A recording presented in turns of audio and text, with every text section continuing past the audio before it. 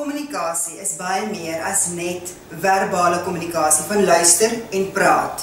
Dis ook nie-verbale kommunikasie, met ander woorde, jou liggaamstaal. Jou liggaamstaal gaan of ondersteun wat jy gesê het, of dit gaan teenstrydig wees. En nie-verbale kommunikasie tel baie meer as verbale kommunikasie. Daarom sê die spreekwoord, dade spreek harder as woorde. Maak seker dat dit wat jy sê en dit wat jy doen, dieselfde taal praat. Kom ek gee 'n voorbeeld.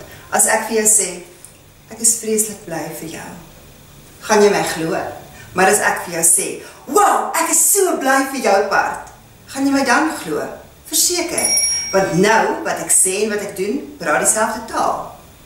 So onthou, verbale kommunikasie, luister en praat is baie belangrik. Anders hoe gaan jou maat weet?